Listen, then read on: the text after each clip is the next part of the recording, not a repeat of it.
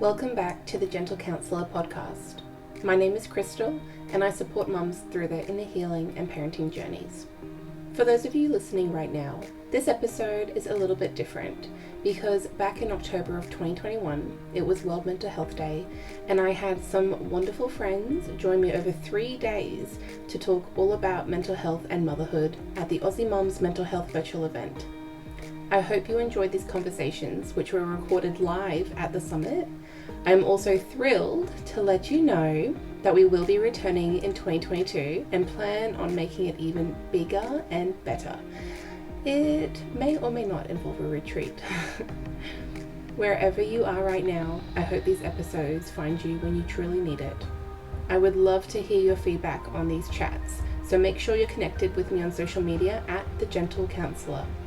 If you'd like to receive an email once a month that is full of freebies, parenting tips, links to podcast episodes, beautiful affirmation screensavers, and other goodies, make sure you are signed up to my email list. I hope you enjoy this chat.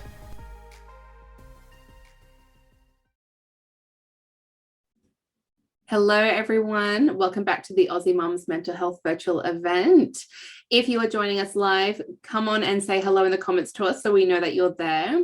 And that is where you can post any questions you might have, or if you just want to chat with us along the way, we'd love to talk with you. And if you're watching this as a replay, still go ahead and use the comment section because we will come back to this so that we can make sure we're answering any questions that you might have, because these replays are going to stay up, which is great, so that we can keep engaging with you guys. And we know how busy, motherhood is. So we want you to have access to these chats. And I think that's also perfect for what we're talking about today. So I'm joined with Tiffany from Inspire, Learn, Teach, and we're going to be talking about surviving toddlerhood. And I just had a quick read through of some of the topics we're going to cover. And I said, yeah, I can definitely relate to all of these.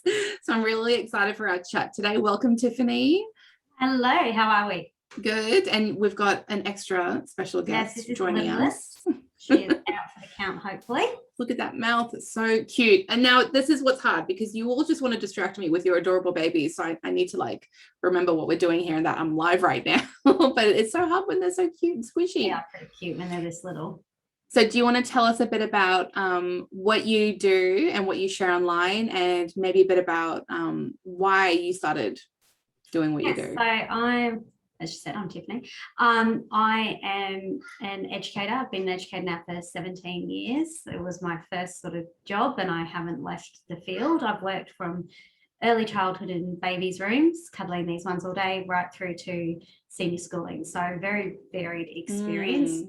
I started my page online and in the online space when I had my first, and was really looking for like-minded parents. Yeah. And looking for people who shared my views. And it's not, I think sometimes I can feel like I'm a bit alternative or different when I'm trying to do things from a more gentle, respectful approach than necessarily some of the parents around me at the time. So I was seeking that familiarity and what I wanted in my motherhood journey. And I think it's kind of just grown from, sorry, that's my dog, grown from there in terms of not only just sharing and finding those connections, but then sharing my journey and then sharing my expertise around childhood. And it's really now, I share a lot about toddler learning, surviving toddlerhood. It's my favorite age.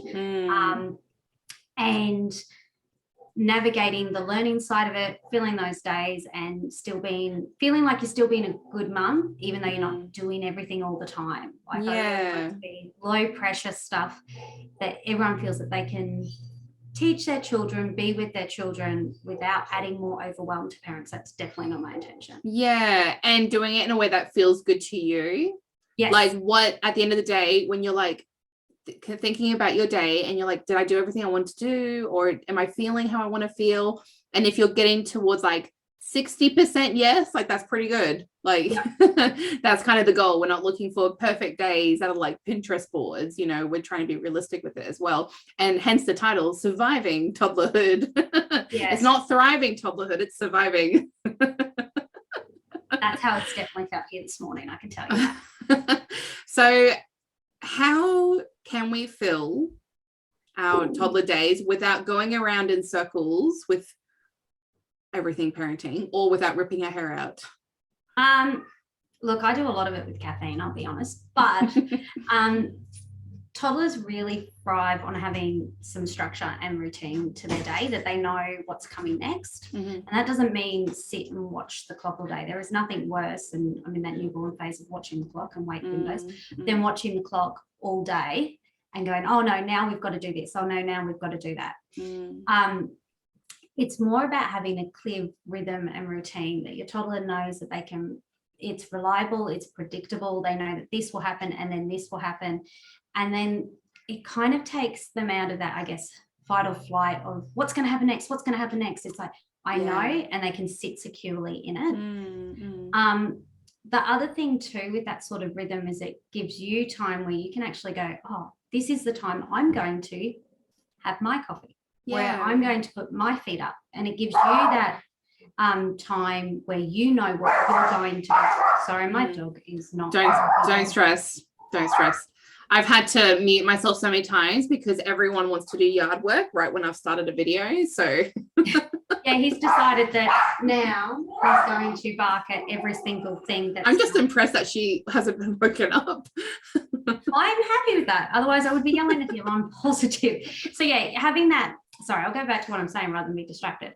The routine to the day, or the rhythm to the day, where you know you've got your time and your child has their time, is one of the keys not to ripping your hair out. Like if you know you've got to get through the next hour and then you're going to go for a walk and you're going to put them in the pram, you're going to face them out because then they're not talking to you, and you get that time to yourself to recharge, is part of it. And then they get used to that routine too. They know that's what they're going to do, and in that they're going to sit out and they're going to do that.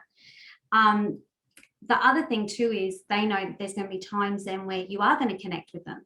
If you've left them for a few minutes, especially those younger toddlers, and this one too, it's when are they coming back? Are they ever going to come back to me?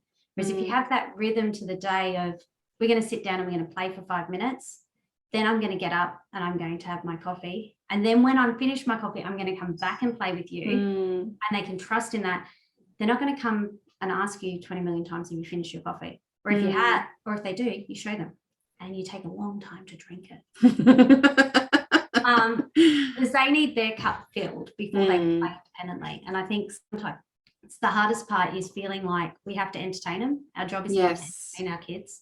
And keep them happy all the time. Yeah. And, like, we're not an Xbox, we're not that. That's not our job. It is not to have 20 million different setups all day, every day. It's to give them space to play on their own, that independence play, and to help facilitate that.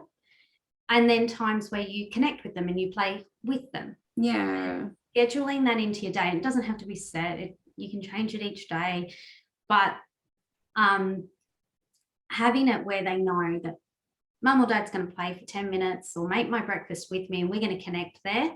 And then they're going to go sit at their laptop and they've got to write 3 emails. And they've told me they're doing 3 emails, and I'm going to draw. And they might still be next to you. It's not in a separate room or anything like that. But they know then at the end of that, you're coming back to them. And it's creating that routine and filling it with predictable things. Times for connection, and then times for separation as well. Yeah. And I imagine it also takes some patience and time to establish that as well, especially if you're watching this now and you're deciding you're just going to implement this. It can take some time as well for everyone to get used to it. But I really like how you're also mentioning that aspect of, like, this is going to be my time in here. Like, it doesn't just have to be about our kids the whole time. Yes, we want it to be our kids. Like, that's important in our role as parents. But part of why people are getting burned out or overwhelmed or feel like they can't handle the day, like they're already dreading it as they wake up, is because we're not taking care of ourselves during that time as well. Like, you are allowed to take care of your own needs too. You know, we do both, which is a big part of why I started doing what I do, is that especially with gentle parents, it's a lot of give and give and give, you know, but we also need to replace some of that so that we're making sure we're meeting our needs too, because that's just as important.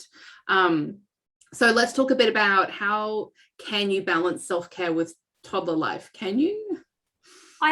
It's not, see, when I think self-care, sometimes you think it's a whole day or a whole hour to yourself, whereas in toddlers parenting, it might be in minutes that you can measure that self-care. So if you've set up, I know one of my favorites is washing toys in the kitchen sink. I can stand at the kitchen sink and watch, but not be involved in that. And I can take a few big, deep breaths and that time to myself. And that's self-care. Yeah. You might find when everything goes wrong here, add water. So I throw her in the bath and you go, right, you're in the bath. I'm still sitting, I'm still watching, but I might pick up my book. And I read the same paragraph 5 times, especially when you start to implement it and they don't learn yet that book means don't talk to me. But slowly, I'm reading the book, darling. When I'm reading the book, you're playing and I'm going to read. When I'm finished reading this page, then I'll play with you. And reminding them there's the visual cue, which is why I use the coffee cup a lot. Like, I'm having my coffee when it's empty and you can come keep checking all you want, then I'm going to play with you. And then that's my moment. I love making coffee and it's a mindful moment for me. And I take the time to make it, each step of it, smell it, and it's a mindful thing. Yeah. That's only 2 minutes of my day. And finding those little things throughout it is where your self-care is. Yeah. And that's what mindfulness practice is. Yeah. And there's a lot of power in that too. Just taking lots of, like you said, lots of frequent moments, like frequent small moments, 1 to 2 minutes, but you're doing it lots of times during the day. And that could be things like, just getting to read a couple of pages of a book while they're in the bath, or being really mindful about enjoying your coffee and making it enjoyable too. Makes a big difference. And the other thing is to think about what activities do you like doing. So I love going for a walk. So I'll put them all in the pram and we will go for a walk. Sometimes I'll face my daughter to me, my toddler, and we'll talk. Other times I'll face her out and I just want to walk. If this one's crying, she loves music. So we'll put music on and you'll hear us blaring it through the pram. But that's my few minutes. And I enjoy sensory play. Hubby enjoys imaginary play. So when we connect with our children too, we do it in a way that we find joyful. Yes, I was just about to say that, because I am someone, like, I'm going to be honest, I find it really hard to play with my kids. I don't like it. Like, and I'm not going to feel shamed into saying that. I know other people are going to feel the same way too. So when I pick activities to do with my kids, it's something that I want to do as well. Like Play-Doh is one, or art making, because I can also join in that. And that's something I want to do as well. Or even like going for a walk is something we all want to do. And that's really nice. So I think it's okay to not force yourself into doing something because you feel like you have to. Yeah, it's like make a list of your couple of things that you want to do and that you enjoy doing, rather than forcing yourself and it's just causing you pain. And your kid's going to pick up on that anyway. They're going to know if you don't want to be there. Yeah. And when planning your day, go, right, we're going to do, my daughter loves imaginary play. I'm going to do 5 minutes of that. And then I'm going to get out the sensory rice because that's what I enjoy. Yes. And then I'm going to do that. I filled her cup. Yeah. If she wants to come play with me with the sensory rice, by all means. If she wants to keep playing with the dolls, by all means, I'm still enjoying that sensation of I love just picking it up and pouring it down. And then if she comes and joins, she comes and joins. So finding those activities that you enjoy doing. Yeah. And toddlers love that parallel play. They like playing next to you. They don't need to always play with you. And they don't yet quite get, depending on the age of the toddler, that turn taking and the board games and all that sort of stuff. They don't do the cooperative play. They do real parallel play. So if you want to get something out and play next and play, painting, drawing, I do writing, I know you do journaling, like do that next to them. Yeah. I do it a lot with like when the kids are outside playing, and I'll put a towel down on the grass and I'll get my book to read because I want to do that. And the next thing I know, I'm also giving myself a pat on the back because now my kids are next to me also reading their books. I'm like, oh, that worked out really well. Yeah. And but it is finding that time, every day after nap time, that's what we're going to do. Yeah. And if they know that's part of the routine, and that if every time you go outside, you're going to get the towel and you're going to do that slowly. I'm not saying anything happens overnight at all, but slowly they get used to, oh, that's when mum's going to read, or that's when dad's going to read. And my daughter's learned, if I'm going to do imaginary play, I go to dad. If I want to ask for the sensory stuff, I'm going to go to mum because she'll give it to me. And they learn. Oh, yeah, interesting. Yeah, I didn't think about that. They learn the types of play that they want to ask from each person. But I think self-care with toddlers is a bit about playing ourselves and giving ourselves the space to do it. And once they're playing on their own, even if it's for 2 minutes, it's not time to do the dishes. Yeah. It's not time to hang out the washing. Like, you can take that time for yourself in those moments. And 2, get them to help with hanging out the washing, or doing the dishes, all that sort of stuff. They need to see that this is what family life is like. This is what it means to be part of the family. Everyone pitching in. Yeah. And it's not something that, oh, okay, good, they're quiet for 5 minutes, I'm going to go clean the whole house. Like, they're not going to do a good job. My toddler only cleans. I was just about to say that, because my kids love sweeping. Yeah. I'm not going to fight that. Even if it's an imperfect job, I'm still going to encourage it, because one day when they're older, they're going to be able to do it better, right? But I still want to encourage that. Now, my kids, because they're still quite little, we do washing windows. That's easy enough. It doesn't need to be perfect.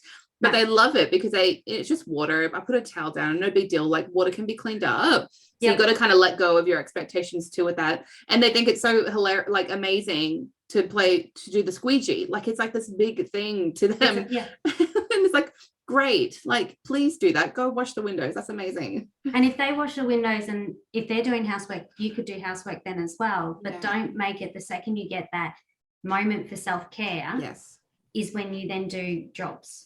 Think of it, it's like, do something for self-care first, because the jobs are always there. That's why it's called housework. It's work. It's always going to be there. It's never going away. And that's exactly it. It will always be there. So model the housework to your children. Don't be a fairy that comes and does it so they don't see that this is that happens. But also to prioritize that self-care first, so you can survive it, so that you can get to 5 o'clock and still have all your hair.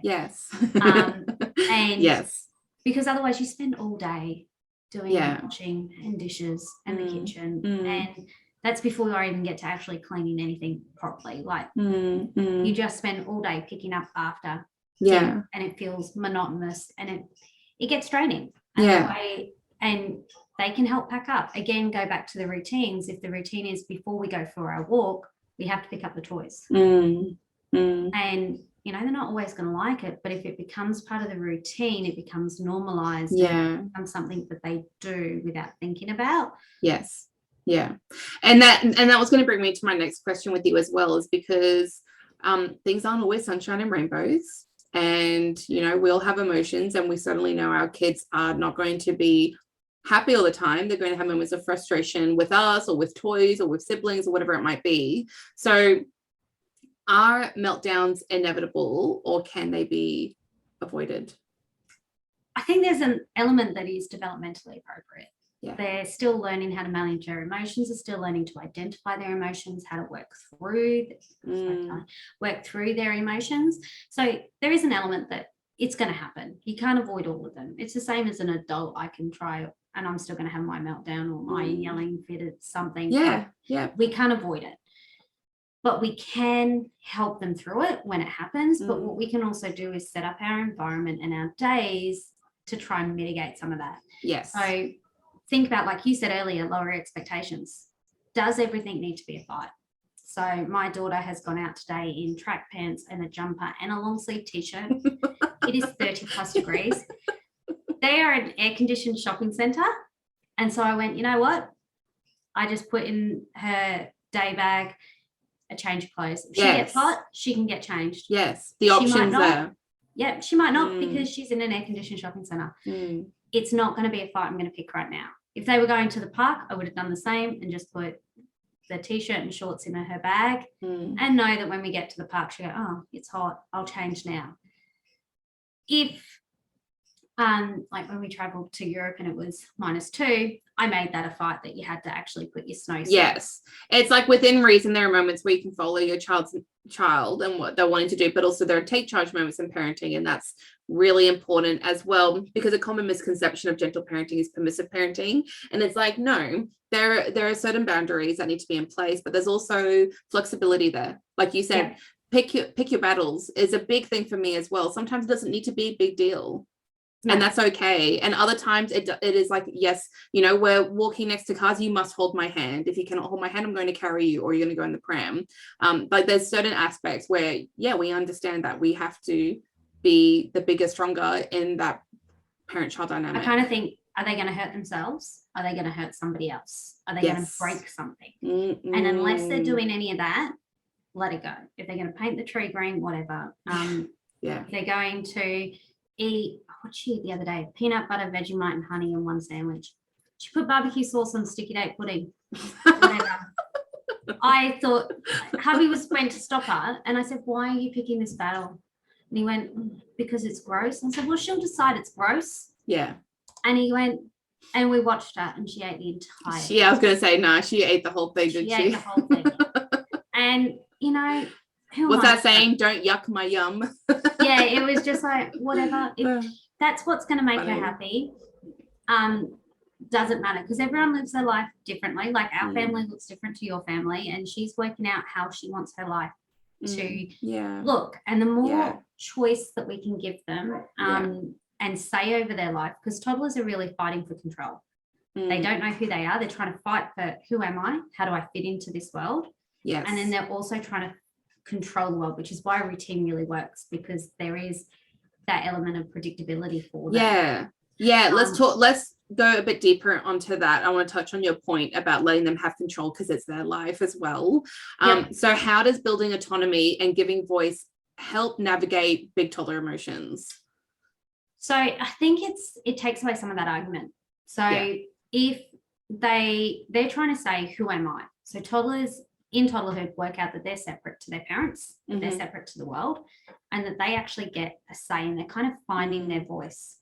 And the more that we give them an opportunity to develop their voice, the stronger that will be as they grow, and the more confidence that they'll have to be an individual. Yes. And it also, the more choice we can give them, removes the argument. So if you're arguing about that it's bedtime and they don't want to go to bed, ask them, do you want this book or that book? The argument then comes about the book, not that it's bedtime. You're still going to have to go to bed, but they feel like they've got a say in the matter, and they've got a say over it, and they want to, like I said, build that identity and build control over their lives. So if we can give it to them in small ways, that's going to help. So, like, and it's good. They should have that. Like they are their own human being, but also you don't want to then run the risk of always making all the choices and decisions for them. So that when they're older, like a teenager or adult, then they've never done that before. And that's another risk that could happen too, is that then they're like, oh, I don't even know what to do or to choose right now because I've never done it for myself.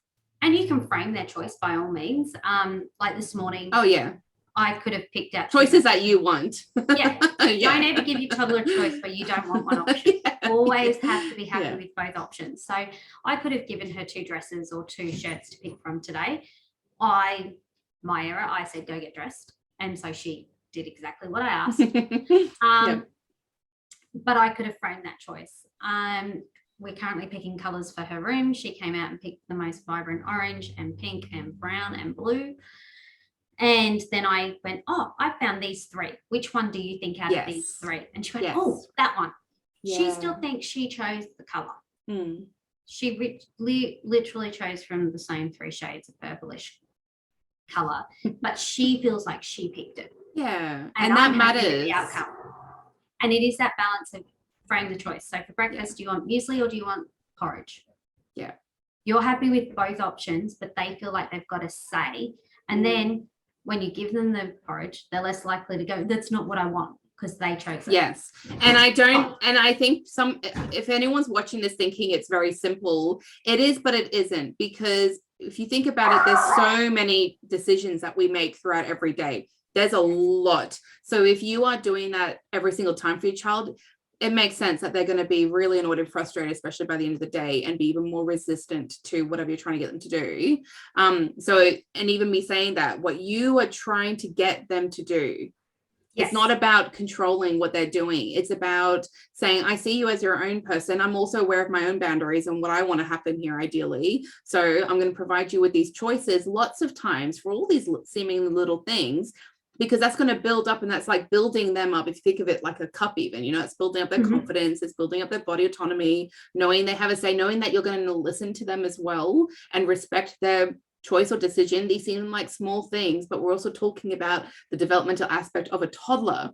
These will then Yes. grow into big things when they're teenage years. It's going to look different. You're not going to ask your teenager and make it all about body autonomy, whether you're going to wear the blue shirt or the red shirt. That's not going to exist then. No. You know, it's going to look different for other things, like talking about what, I don't know, classes are going to take. I don't even know what it is yet because I'm not there yet with my own kids. But I imagine it looks very different, and they're more serious things, but they know that they can come to you to talk to you. They know you're going to respect their decision. So it's about remembering that there's a bigger picture here. Your toddler is going to grow into a teenager, into an adult. And that's like the core of gentle parenting as well, is that we're always thinking about the long-term benefits. But doing stuff like this helps you out when it's really challenging and when it's really hard. It's funny because you're like, I love toddler years. Like 2 is the worst. I do not like 2. It is so hard. I'd take a newborn any day. No, and I love it. But I also think too, with their choices, is you don't have to give them a choice over everything all the time. If they know that for breakfast they get to choose, and then you're like it becomes automatic sometimes. They get to choose breakfast, but you're going to choose their outfit. If that's something that matters to you, that's that balance of self-care versus, I think we might be waking up, versus then giving your toddler a voice. And it's a balance on what suits you and what fights that you want to pick. And decision fatigue can be your thing. Like they've got too many choices, too many options. Which is why sticking to like 2 choices is good. Like you kind of don't want to overdo it. No more than 3, I would say. Yeah. And then also too, not every point of every day does everything need to be a decision. Yeah. The other thing too is you can give them a decision, and I know this happens in my house all the time, and you can say, do you want porridge or muesli? And they'll go porridge. And then you get the porridge and then they go, no, I don't want that. And you might get a meltdown at that point, because you have to say, you know what, you actually chose that. And when we make a choice, you know, sometimes it's okay to change our mind. Sometimes it's not. And you have to decide which decisions are they allowed to change. Which ones aren't they? So for me, sometimes that can lead to natural consequences as well. Like, you know, like the natural consequence of choosing to pick the tracky set. In summer is like, well, the natural consequences, you're going to get hot, like you're going to be sweaty, you're going to be uncomfortable. But then the take charge of the parent is like, I still have the other choice there for you to get dressed into, because you're a toddler, you're 2 or 3, like, come on. And too, that it can be like for me, I hate food wastage. So you picked that food, you have to eat it. You can then have the muesli after you've had the porridge if you're still hungry. I have no issue with that. But we're not just getting rid of food because you've changed your mind. If you've changed your mind in your outfit 5 times before we leave the door, I'm going to do that too. So that's okay to change your mind on that one. So teaching them too, what decisions can they change their mind on? And then what ones, that's it, that's what you chose. So coming back to the surviving toddlerhood part, and we know how challenging it is as mums. So one final point to touch on is, what can mums do when they are just done and need a break? We all have those days where you're over it, like nothing else can come from it. So what can we do on those days? I think it comes down to, it's hard because there's some of us at the moment, like not in lockdown, and I can go, Mum, come over, I need help. And you can pull in that tribe and pull in those people and those friends, organise a play date. Another kid for yours to play with can sometimes be the break that you need. Go to the park. But then on the other side, you've got people who are in lockdown, who aren't able to get out. And those days are tough too, because getting outside or getting out of the house and a change of scenery can be just what everybody needs. And that's where you want those really simple, guaranteed to win ideas for your kid. So like I said earlier, washing toys is one of mine. Throwing her in the bath is another one. And another, I guess it's like a circuit breaker. We're going round and round in circles. We're fighting. Give her something that is high value that they're going to really love. Ours is like watering the plants. I don't know what it is about it. It like is like top of their list. Like, and it seems like nothing to us, but to them it seems like the world. So it's also about really knowing your child and what they like doing as well, and picking up on that. And to like, don't be afraid. One of ours is cleaning the stairs with water. We've got those set activities that I know, sensory rice, and sometimes when I put that out, I walk in the other room and go, I need 5. And I know that when I get back, it's going to be an absolute mess. But that's okay, because I've had my 5 minutes back to myself. it can be get out their favorite food Yes. and let them just sit and eat, because if it's their favorite, what toddler won't go quiet to eat an ice block? Like something that you know is going to get, yeah, you know, when you've got that sensory overload as a mother, like that mom, mom, mom, and the Yes. noise and the dog barking, the baby crying, you're like, I just need quiet. Yeah. So what is going to give you that quiet so you can quiet your mind is what you're after. And don't be afraid. So we're obviously in the newborn phase. One of my favorites at the moment, it's my daughter's idea, I can't take credit, is a picnic party. So a picnic party is where she puts the towel out on the bed. She goes, gets her favorite food from the cupboard and the fridge, and she picks. It can be anything from strawberries through to the chocolate that I've hidden up the back that I thought I hid really well. And then we watch TV in bed while I feed, and I'm managing this one, which is what I need to be doing. And she's happy because she's got all her favorite food. It's a special treat because we don't get to do it every day. And that's key too, is having those special things be infrequent too. Yes, because then it is really that circuit breaker of, oh, my mum's best. She let me sit in bed and watch TV, and I'm like, that was for me. That was for me. That wasn't for you, but by all means. And it is having those few things that you know you can have in your back pocket for your kid. And so it can be trying to find it too. Like for a while too, ours was Play-Doh. It's not now. I can get Play-Doh out and she looks at it and she walks away. So that's not. Whereas anything with hubby's out buying a hose today because he thinks she's going to love a hose. So he wants to get a hose for when he needs that break to water the plants because he thinks that's a winner. And finding it for your child so that you know what that is to get you that break, where you could call a friend, where you could sit on your phone, where you can have whatever you need to do. What's that surefire way to win?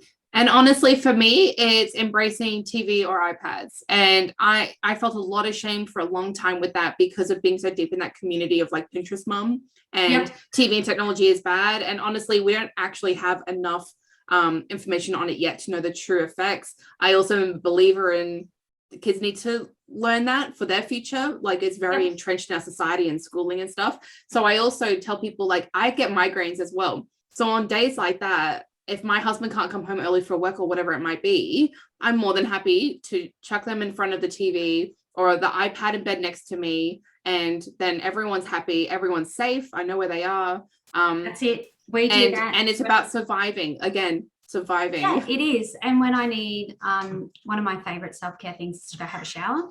I like that and that. And if she is sitting watching a 7-minute episode of something, I know that that's how long the episode is. I can hear, oh, my love. And I'll go have a shower in that time. I'm just going to stand, sorry. Yeah, that's all right. We're finishing up now anyway. So, because I'm also aware of no, she's good if you're standing. It's one of those baby things. Oh, they always do that, don't they? They like the movement. But no, I've really appreciated our chat. I feel like we covered so much in here. Can you please tell everyone where to find more of you? I mainly on Instagram, inspire.learn.teach, but I also do have a website with some blogs with some simple ideas. If you're looking for some play ideas of how to break that, and also got some blogs there on giving your toddler voice as well, which is what we've talked about perfect today. Awesome. Thank you so much for taking the time with us. And right. She's been so good. She has been so good. You're eating your hair now, but you know. What they do. Thank you so much again, for having me.